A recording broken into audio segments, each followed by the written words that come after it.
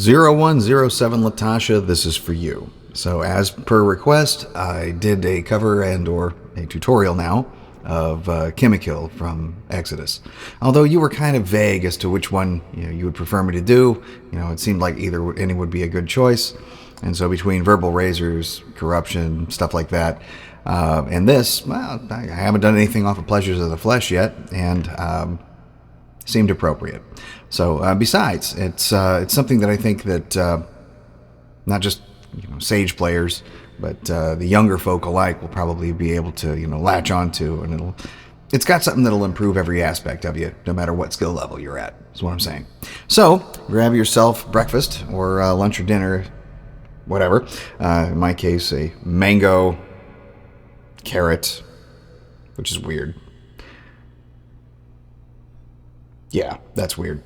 But anyway, smoothie, and enjoy. So we'll start off with the first thing, the intro, and we're going to start off here, and that's just pretty cool if you ask me. The whole song up until just after the second chorus is in G minor. So. Or, because it is a G minor, and technically Locrian is a minor scale, so G Locrian is kind of our home base, but it fits right into the blues, and this doesn't quite fit in with G Locrian. I mean, it does perfectly. But when you hear sounds like this, I don't think Locrian, I think Phrygian. But nevertheless, I've got a little doggy visitor today. This is essentially G, D, and that's C sharp and G sharp. So it's got this lovely, like flat 2 tension here. Octave being here, so it's flat 9 sound right there. This typically is a 5, so that would be a sharp 5. Nifty sound. And down to a nice sus. Maybe sus 4.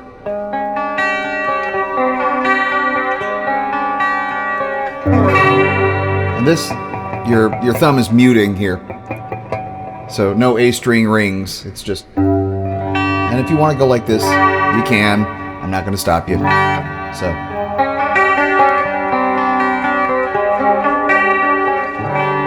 Now I'm going to cover the last bit too, because when they're playing it in E, they don't play it the same way. And they play it like this.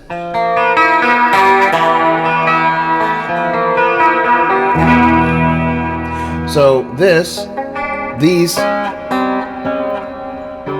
get held down the whole time. And when you listen to them play,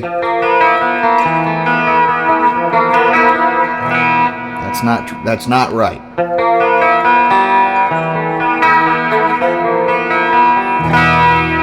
So they lift up on that part there. So now you know how to play both of those parts, and that's great. And by the way, the only effects that I've got going on here are a little delay.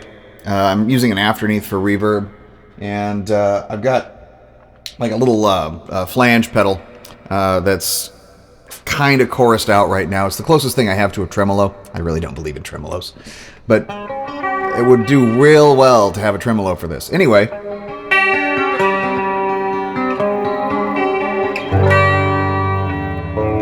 and you don't hit the A.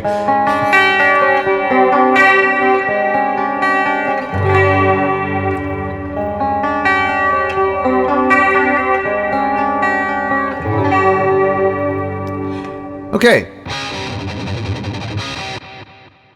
Alright, so after that, Gary keeps playing that part, and Rick comes in and starts playing these volume swells. Now, I think that they probably used a pedal or some other effect in the studio, but live, he doesn't do that. He just holds the note.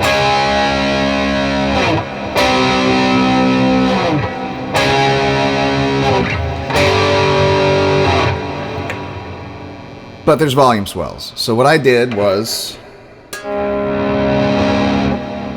hammer down those 2 notes and swell in the volume.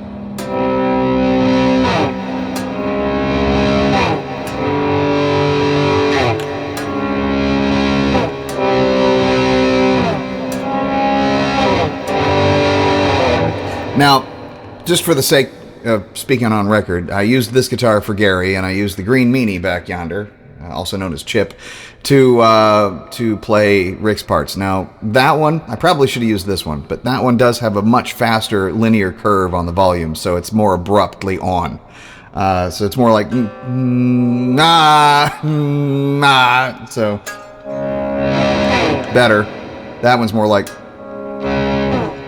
So it wasn't quite as, it didn't quite live up to the effect that I was hoping, but I was already committed, so that's that. You do you. Insofar as that part is concerned, this, again, is, you're outlining a C sharp power chord 4th, starting from the 5th, so it's a shape of a 4. That would be A flat, C sharp, and then you're outlining a C there, which would be, of course, G and C. Still using the afterneath and the time space. It's a good pedal. And then G.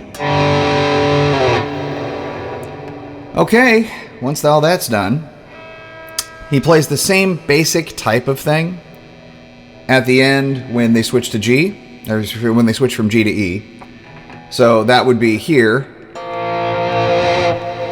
He plays it here. And that would be, B flat and A. So.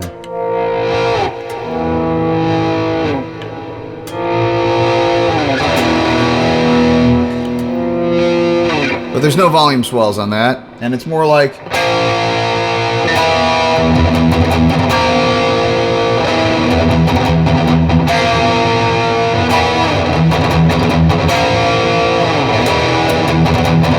There's no delay. So we're going to skip that part. Now off to the main bit. Alright, so for this, what they seem to both do live was play here.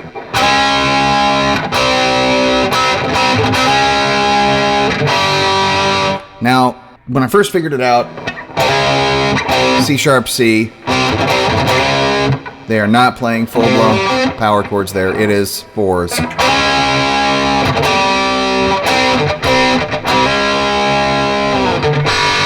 And that's just wide open D and G strings. Starting out here, this would be a C, and you slide up very quickly. So, becomes your home plate there. Slightly lift off and pick slightly, just like that.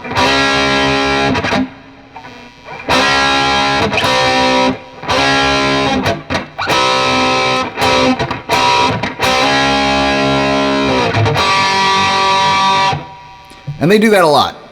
So, after the very first fill you're going to hear is that little that Rick plays. Now, live, in other words, the way he really plays it, bar down, bring up the G note there on your 5th fret harmonic, and that would just be 5 each. Now, I'm not quite sure that that's the way he played it on the album, because to me it sounded like it was just a little higher than E. It sounded like F. And that's still a B, if you're in tune. So, to me, I think this is what he did. And that's that. And on the bar, if you don't have one, you're out of luck on this one, but...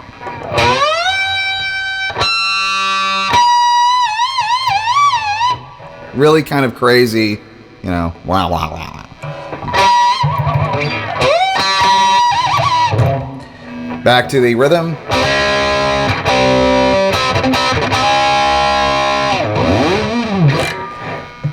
Gary does something, but comes back up on this, which is the G on the 5th fret G string. After that, there's a little more complicated lick done, the 3rd in the series of fills, and these are the only real fills in the album, or in the song. Starts out at G. Again, this is G minor, like G minor pentatonic.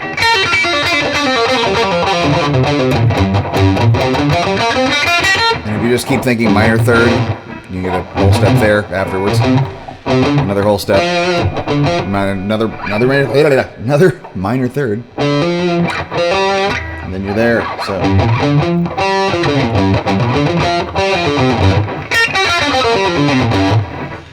So this starts out on the 15th fret, 18th fret on the G string. So this would be a G and an F.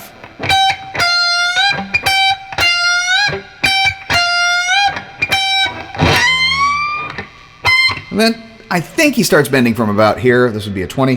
So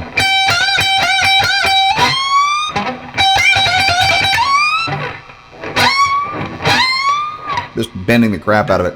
Please try not to break your strings. If you do, I'm not responsible. Neither are they.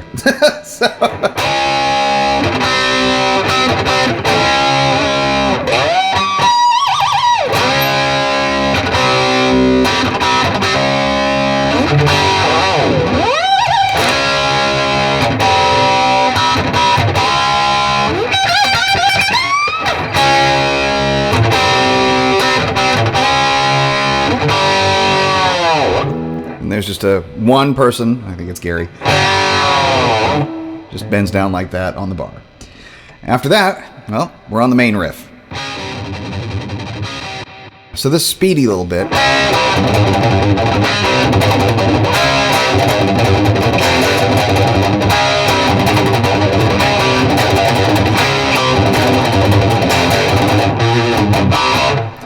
So that, again, is C sharp.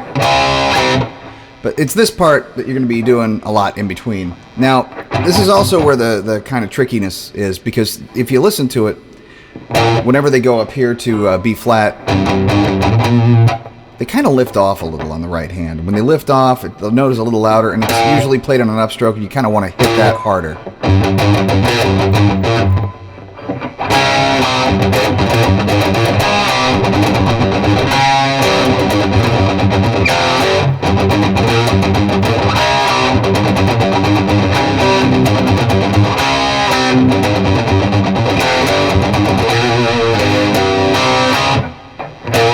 And that last part, just whack that.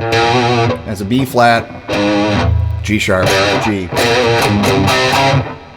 Now, I used to think it was, I don't think it is. I think if you listen kind of hard, it's G.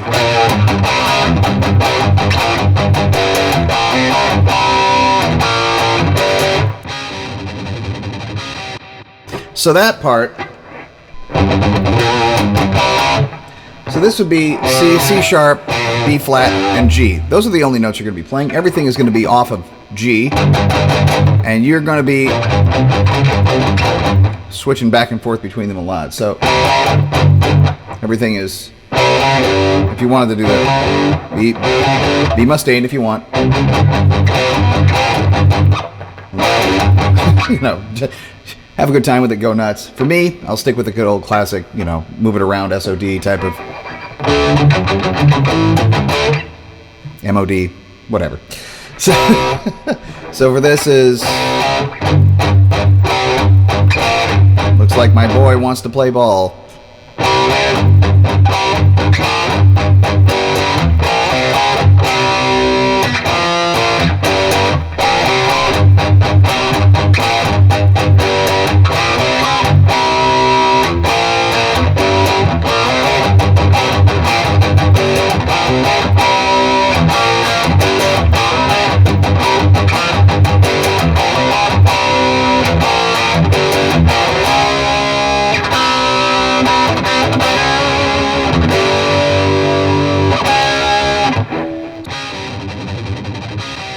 So now we're on to the chorus, and the chorus is the same as what we played in the beginning, but there's one additional part to it, when it starts talking about they just want to make another buck, they couldn't care what happens, they, and so on.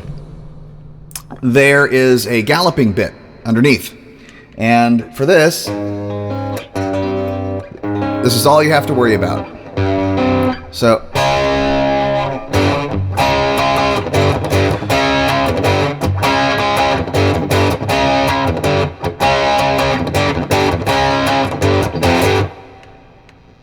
okay, so this part that gallops goes from G sharp to G. So under the they just want to.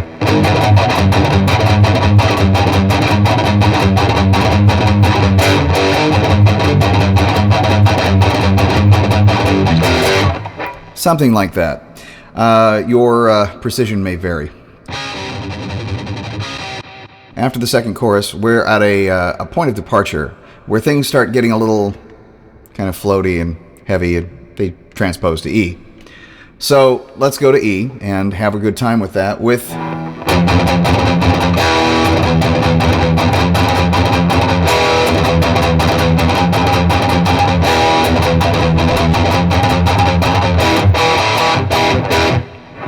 hey, Hoppy. Good boy. All right. So there's two parts to the E section. So the E starts at B flat. So essentially, all you're doing is taking everything you were playing up here and moving it down to open strings. So this would be B flat and A to E.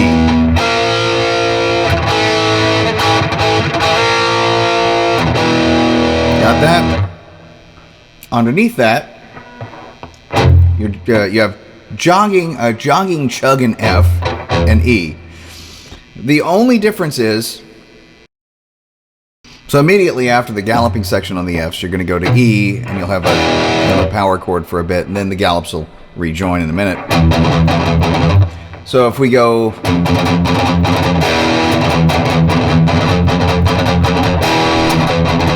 you may find yourself at first wanting to do this. That's not how it goes.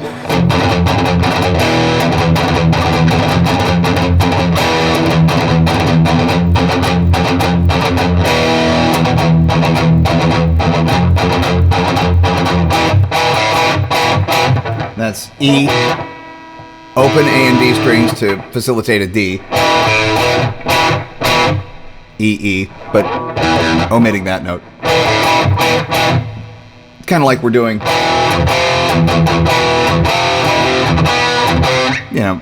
King Diamond stuffs. The thing about that, though, is it's really no different than this. In fact, it's even easier, in my opinion. The problem is at the end, when we do this,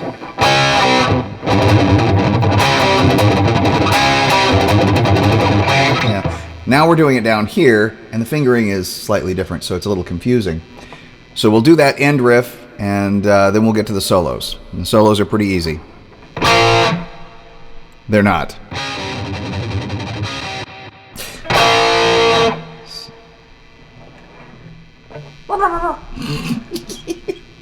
There's a kitty. But when you're doing this,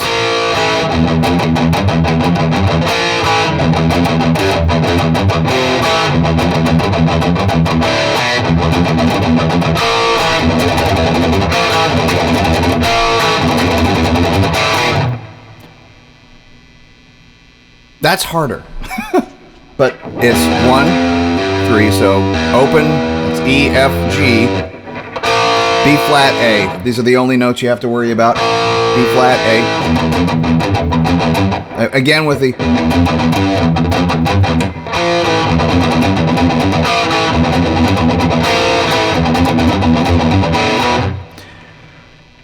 slower.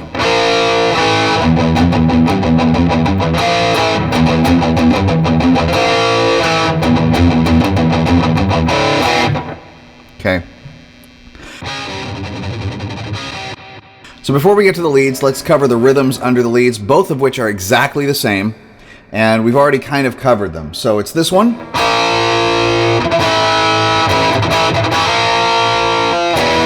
And the only difference is when you do this, you're going to gallop. So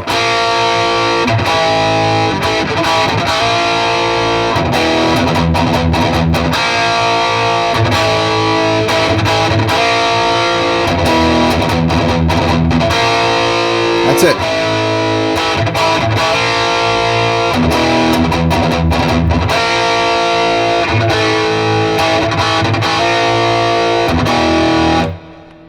That's all.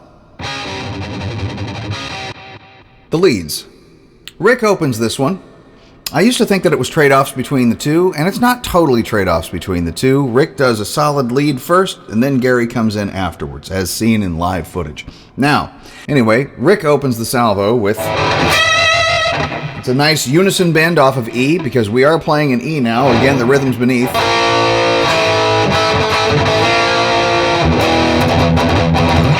So once the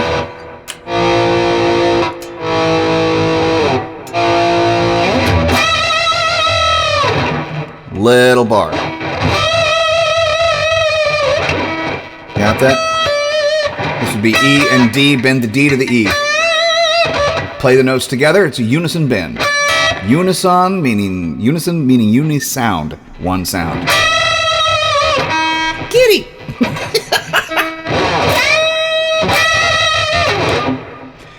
Then, on the album, it really sounds to me like a G string. But it isn't. At least live he plays it this way, so this is the way I played it too. So we start out with an F, and we're really just outlining. And I want you to consider when we're doing this, the keys that we're going through here. Rick, student of Satriani, really moves it around and does an excellent job keeping it melodic and awesome. Gary being a student of Joe Satriani's, and then probably a student of Joe Satriani's afterwards, also keeps it pretty awesome. Plays a lot of diminished, and it fits right in with the Locrian that they're going to be playing the majority of the time. And if you have any confusion about the Locrian scale, just think D minor. So if you know D Aeolian or F major, you're fine. This is another one of those. You find Locrian and thrash quite a bit. You really, really do, especially, late 80s thrash. And it's a good thing, too, because it's a perfect match. I mean, you've got the really... That's heavy. And this is heavy.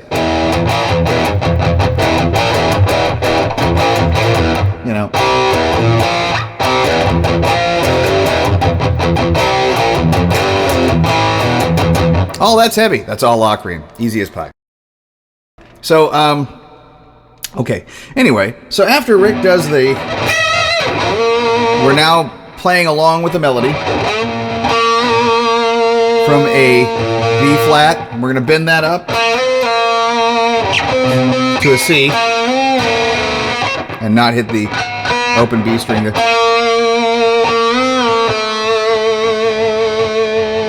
then resting on A. The little thing he does in here, I'm pretty sure is...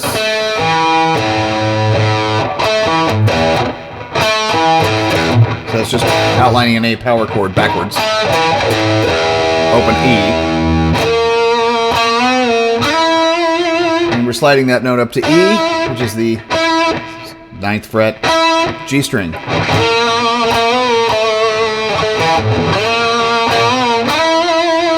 This part is a little tricky, so if your cross picking is up to snuff, you'll do all right.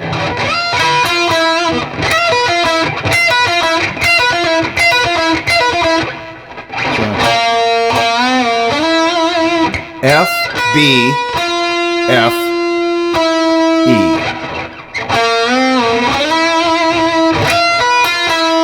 And then right from there, you're going to be hitting a E flat bent to F.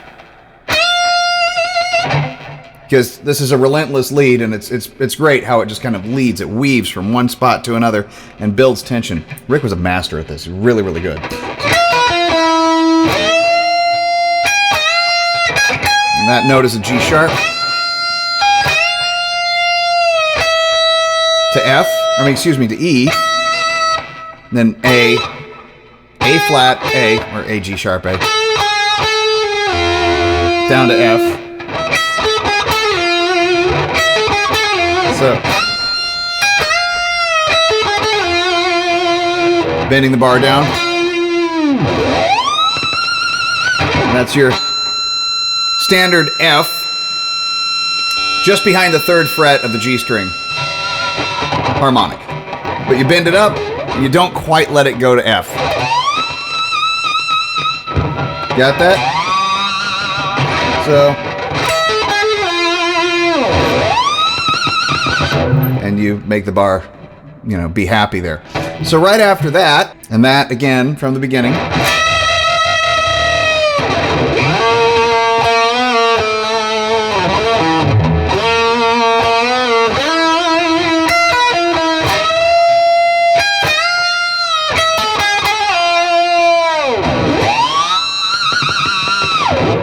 Okay, from there's a harmonized part, and I'll teach you both parts. The main thing that you'll probably hear is the top part, which is starting from D. And the notes here are D, E, F, and G that we're going to get going around to here. So.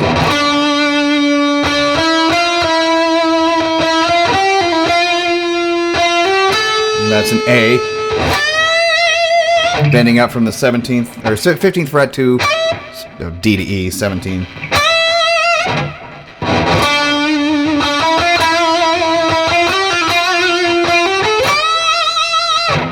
Okay, the harmony part that goes underneath that is, so this is kind of cool, straight D minor, or E Locrian as told before, which is very,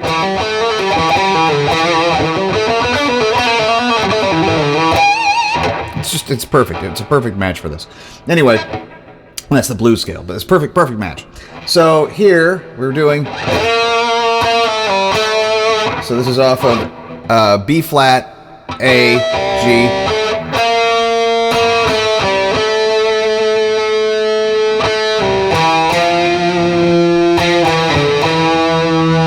And that's the harmony. And if you want to hear how it goes,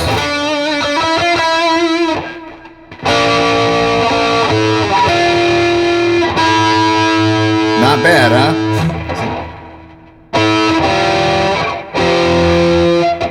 Excuse me.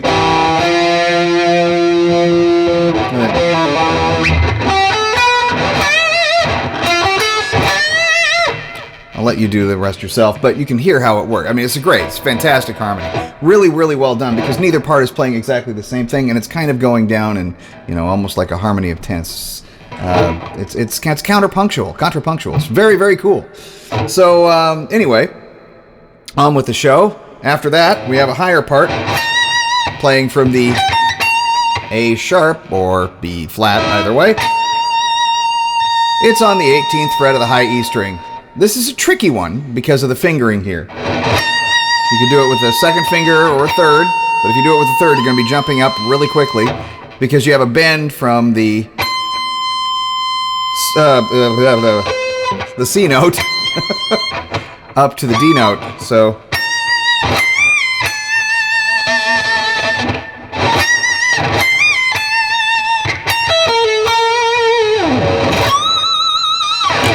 that's that.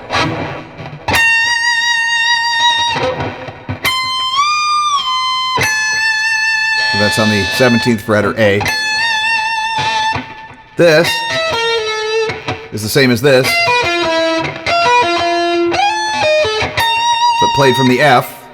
Sorry, played from the B flat or the A sharp. So, and that's an E. That's a B flat or an E sharp, an A sharp.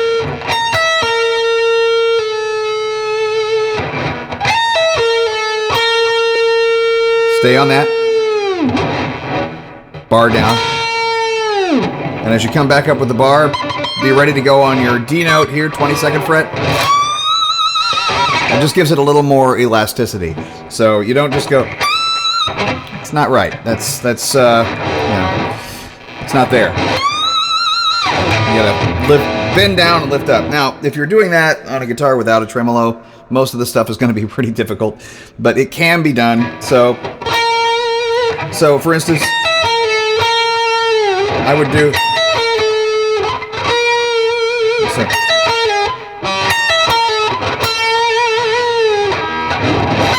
yeah. Little slides go a long way. That, yeah, and bend down, so. Again, you know, trickery is the name of the game sometimes. All right, Gary's solo. As Rick's solo is ending, Gary's begins with a bar, because he does that a lot. And we're going to a B flat, right here on the 11th fret, or we can go up here.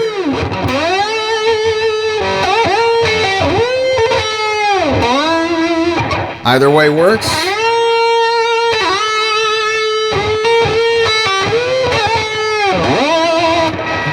So I think it's here in the studio. I've seen him do this live, but I've also seen him play it down here live. So it's Gary. What do you want? Do what you want. And that bar thing is just a quick deflection.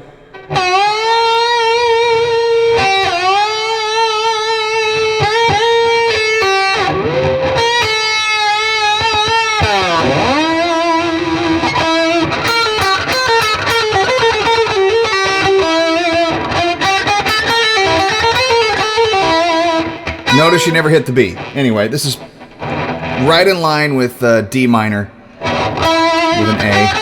E, excuse me.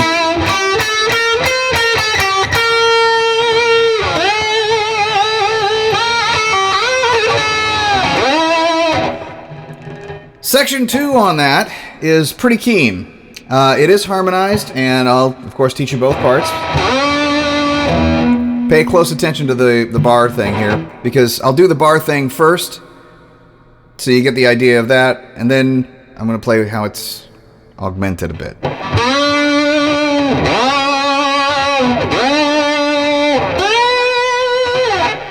Okay, so, which is kind of weird sounding by itself, but listen to this.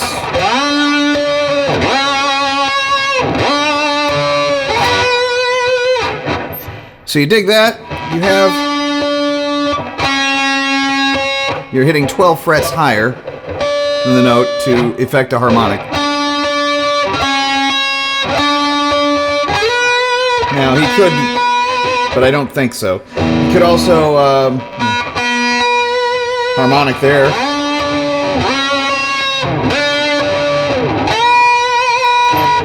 But I don't really hear it as a harmonic. I think he's doing that. This, though, so it's up on the bar, tap the harmonic, down on the bar. Up on the bar, tap on the harmonic, down on the bar. It's just like that.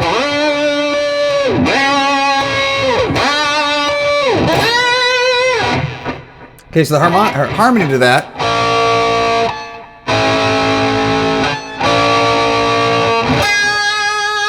And I promise you that's the note. I know it doesn't sound right, but if you listen to...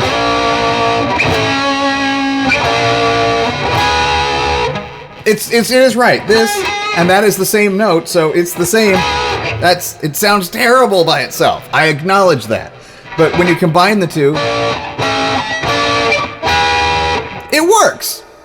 It's not my fault. Anyway.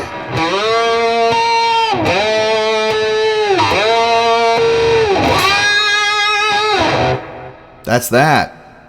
So same technique on both, but you'd be doing it, you know. If you're playing it by yourself, you can try the, you know, getting a harmonic out of both.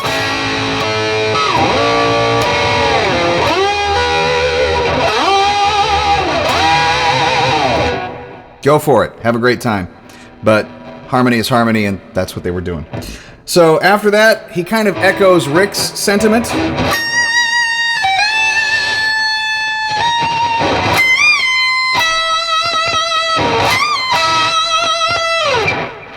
this, 18, 15, or excuse me, 18, 17, 15 are your friends. You have your B flat, A, and G. And you go all the way up to a C. For some reason, I don't... My brain says, no, that's not a C, but it is. It's a C every time.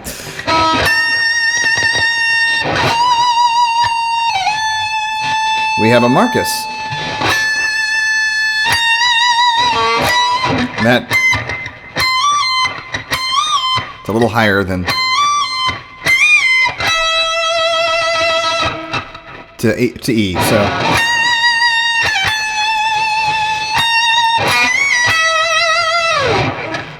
This harmony is a little weird. I'll play the parts, of course, but it's all pretty much stacked diminished. But together...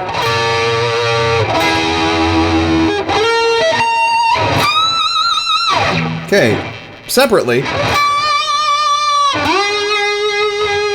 And that's a D.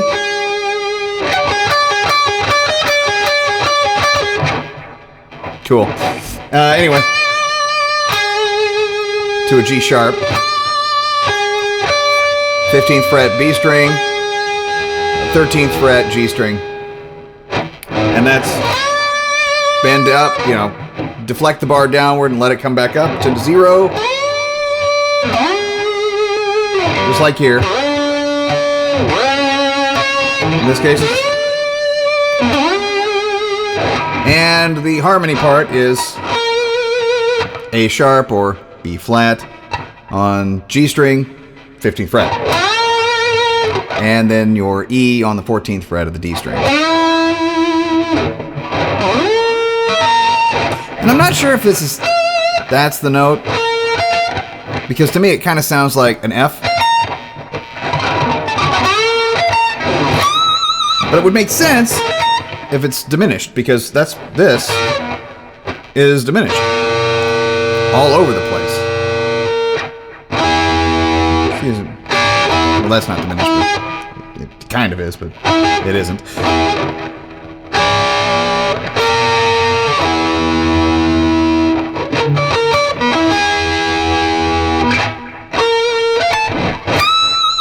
And that's D to E.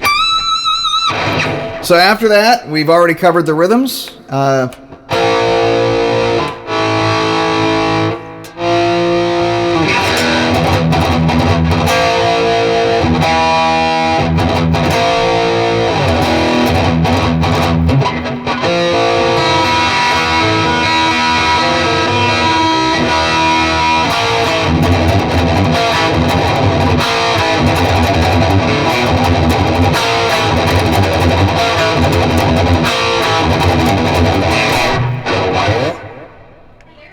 I think that's it.